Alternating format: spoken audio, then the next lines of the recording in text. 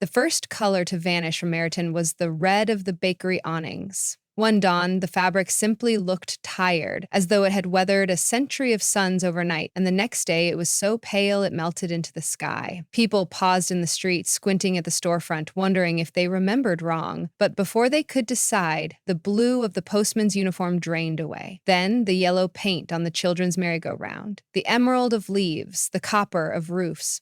Within a week, the town looked like an old newspaper photograph, every hue converted into a flat, smudged gray.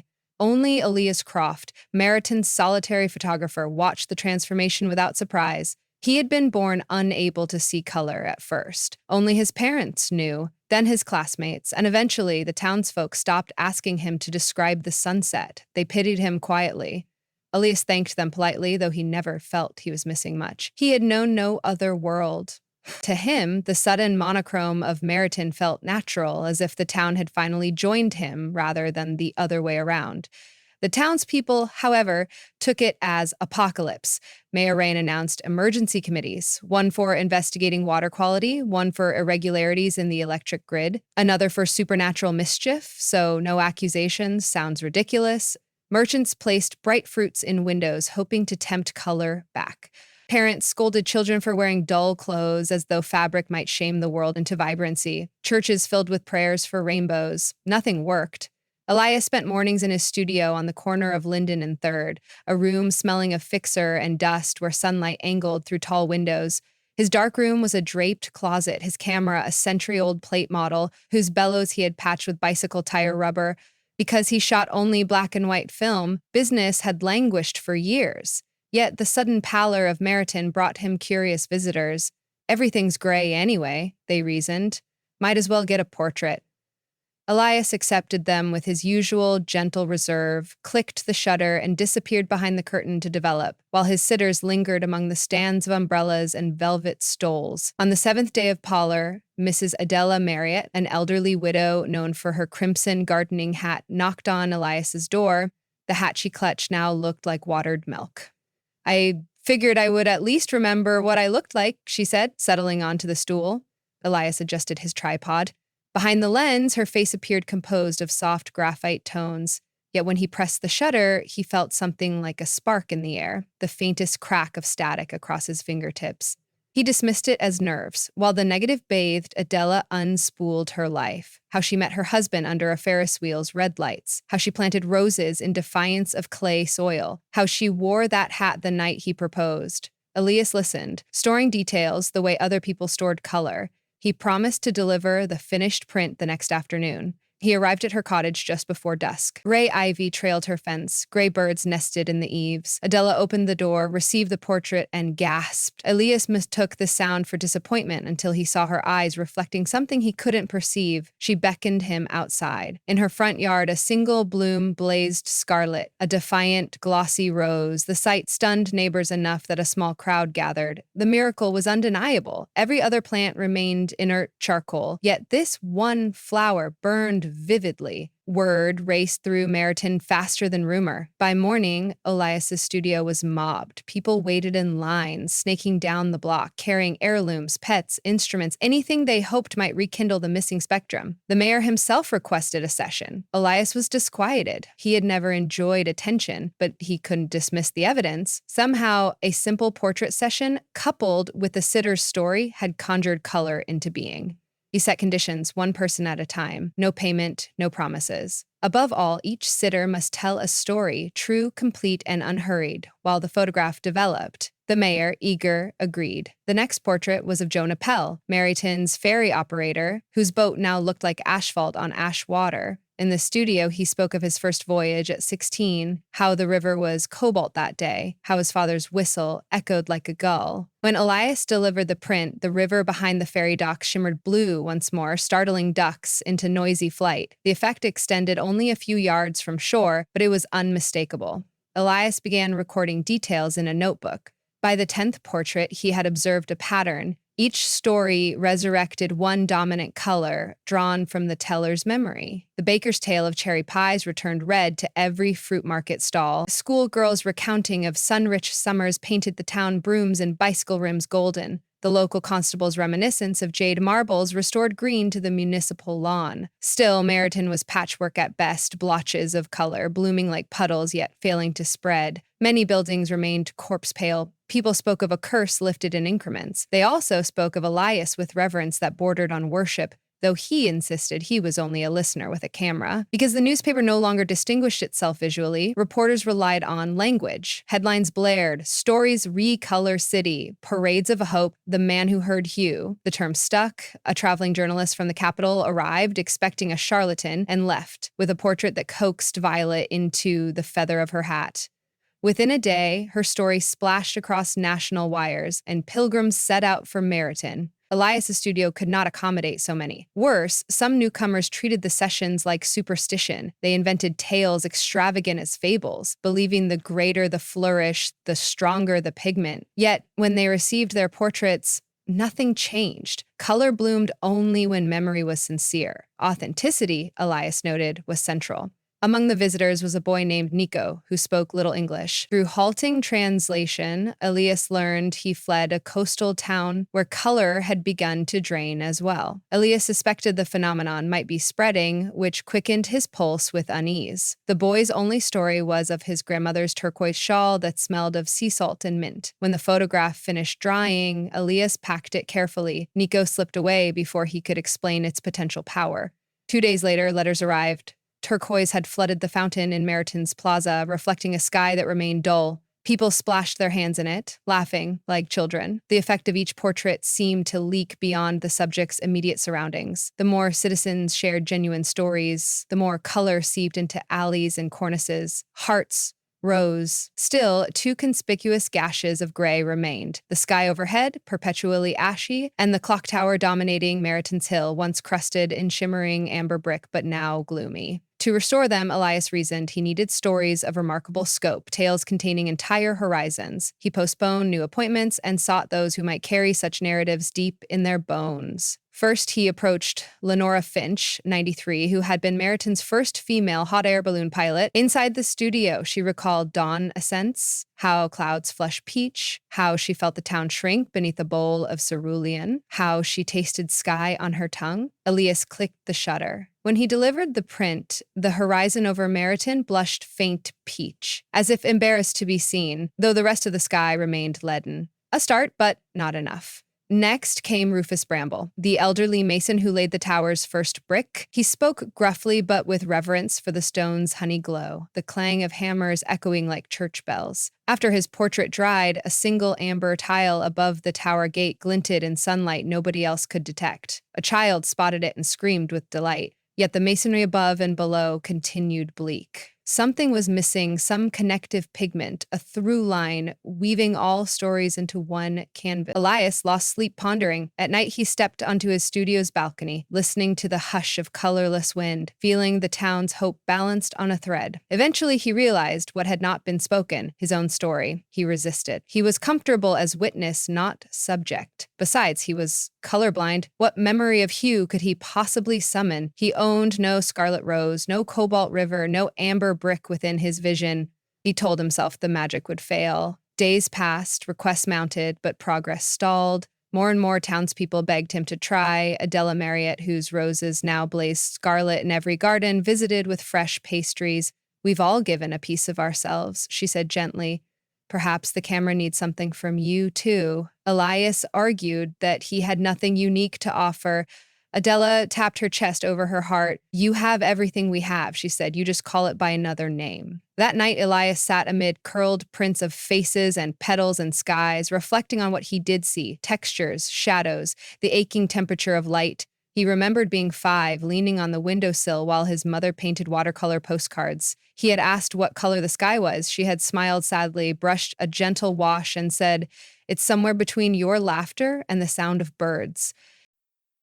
Elias retrieved a blank plate, loaded his old camera, and placed a chair before the backdrop. In the mirror, he looked tired, chemical stains marking his fingers like pale tattoos. He set the timer and settled onto the chair. The shutter clicked with a metallic throat clearing. In the darkroom, the image emerged, His eyes steady, hair unruly, faint smile too cautious to be called confident. He pinned it to dry and forced himself to stay. According to the pattern, he must speak aloud his story while the silver crystals set. Alone in the red gloom, he began. He spoke of how he counted the tones of a storm by ear because thunder deepened shadows, how his mother described autumn leaves as brass instruments, each tree sectioned like an orchestra, how as a teenager he memorized paint labels to arrange his classmates' project kits in proper order, though the classroom teased him for mixing umber and sienna, how his father whispered every sunrise into his ear before chores, "The horizon is a wound healing."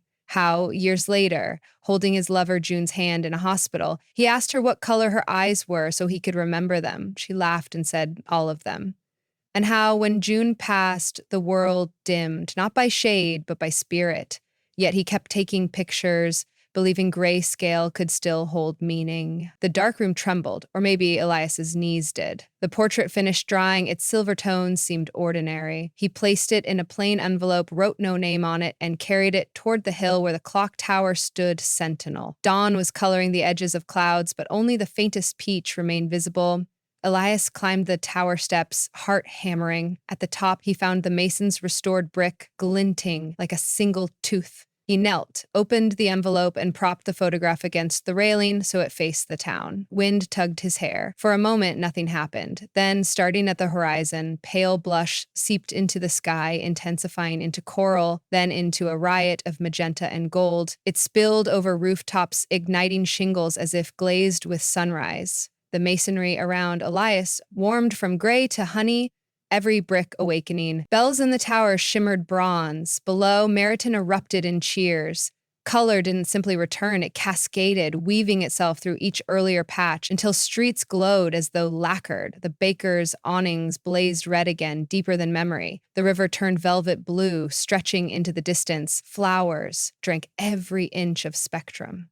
Up in the tower, Elias felt the stone radiant under his palms, though he could not see its hue. He descended into a jubilant square. Children pointed at pigeons now flicking iridescent throats. Shopkeepers hugged customers weeping. Elias stood quietly, not wanting to claim anything. Yet people noticed him, raised him on their shoulders. Someone fetched a mirror. In its surface, he saw only grayscale, but reflected around him spun a carnival of color so vivid it practically hummed. For the first time, he wished he could see what they saw, not out of envy, but gratitude. Evening settled in, molten oranges and purples. Lanterns glowed like captured moons. Still, one section of the spectrum remained hesitant, a gentle emerald, the tone of young leaves. Trees budded but failed to fully green. It puzzled Elias until he remembered the boy Nico, who had taken his portrait away. Elias placed signs at crossroads. "Nico, come home." He waited weeks. Finally, a letter arrived, shaky handwriting. "Grandmother is sick, but shawl now bright as sea. Town still gray. Please help." Elias packed his camera. The mayor offered an automobile, supplies, and 2 volunteers, but Elias refused. This was not spectacle, but conversation. He left at dawn with little more than plates, chemicals, and his notebook. The coastal village, Alderwatch, lay 3 days' journey north. As Elias approached, he saw its ashen cliffs, the pallid gulls overhead, and the bleached rooftops along the harbor. The only sparkle was the turquoise shawl fluttering from a balcony, like a tide-caught fish. Inside the house, Nico's grandmother lay resting, colorless except for a flush of turquoise in her pupils, as though the shawl's hues had migrated inward. She told Elias, voice soft as foam, of summer's teaching Nico to fish, the taste of salt, both sweet and bitter, the color of sea when storms parted. Elias took her portrait. While it developed, he listened to waves colliding against the quay, and he told his story again, this time to strangers who needed to believe color was possible. When he hung her photograph in the town square, emerald exploded across every tree and rooftop. Green raced inland through fields, pouring towards Meriton. The phenomenon was slow enough to watch, fast enough to feel like a pulse. Village to field, field to forest, forest to road, road to hill, hill to square. By the time Elias returned home, Meriton's elms shimmered as if forged from jade glass. Applause erupted the moment he stepped off the train. Life settled into new rhythms. Travelers seeking portraits still arrived, but now for memory rather than rescue couples on anniversaries. Veterans confronting their past, children wanting proof of their first loose tooth. Elias continued to ask for true stories, and with each, the world grew richer, not merely more colorful, but more textured, more forgiving. Scientists visited, measuring light wavelengths, analyzing pigments, leaving with data that refused to behave. Philosophers debated whether the phenomenon proved stories were literal building blocks of reality. Elias shrugged. He was content to stand behind the lens. One evening, he hosted a small exhibition of the original portraits. He borrowed the town hall and hung prints in a spiral. People gasped, seeing how Adela's Rose or Jonah's Ferry had evolved. At the spiral's center rested Elias's own photograph-mounted plane. Beside it lay an open guestbook. Visitors wrote what colors they saw in his grayscale face. One wrote dawn, another cedar after rain. A child scrawled, all of them. Elias traced the letters with trembling fingers. Late that night, alone in the hall, he switched off the electric lamps and let moonlight bathe the prints. He could not see the hues, but he felt them as varying temperatures on his skin, a gradient of warmth and cool. He realized color, like stories, had never been absent from him. It had simply used another alphabet. He closed the hall, walked onto streets whispering with cricket song, and lifted his camera to the night sky. The stars looked like silver pinpricks, yet he imagined them rattling with the stories of worlds unseen. He pressed the shutter, catching nothing the eye could relish, everything the heart might. In the developed frame, no color appeared, yet those who held the print later swore it shimmered, a shifting aura, impossible to name. Elias listened to their descriptions, smiling. Each account differed, yet each was true. He stored these, too, inside him. Meriton thrived. It hosted annual festivals where people exchanged recollections, the way others bartered fruit. Children learned to listen for hue in strangers' voices. Adults tended communal gardens, sorted not by species, but by the memories that birthed them. And every so often, a color would flicker uncertainly across the horizon. An ultramarine, a chartreuse, and people knew somewhere, someone's story was being told honestly, and the world was adjusting its palette to accommodate that honesty. As for Elias, he never did gain the ability to see color in the usual sense, but he did not mourn it. He understood now that perception was not limited to eyes. When the wind shifted, he could distinguish the vermilion of excitement from the lavender of calm. When a friend laughed, he detected ribbons of aquamarine. When he put his head to June's old pillow, he felt the lingering sepia of memory. He cataloged these experiences with the same meticulous care he used for his negatives. Only now, his notebook held sentences that began, "Today I tasted a green so bright it nearly sang." Years later, scholars would still debate what had happened in Meriton: natural anomaly, collective hallucination, miracle, microbe. They would fail to replicate the effect in laboratories. But travelers could always tell who had seen it. Those individuals spoke with a certain cadence, as if mindful that each syllable paints, and if those travelers stayed long enough to sit for a portrait, they found themselves invited to share a story. In the hush of the shutter, they watched Elias tilt his head, listening. Then, in the quiet swoosh of water in trays, they heard the faintest crackle like static, like lightning contained of colors warming themselves back into the world. Some walked away with photographs that changed everything. Others returned home thinking nothing extraordinary had occurred, only to notice days later that the sky seemed a little bluer. When they told their friends about Meriton, they would pause, puzzled, and speak again, slower this time.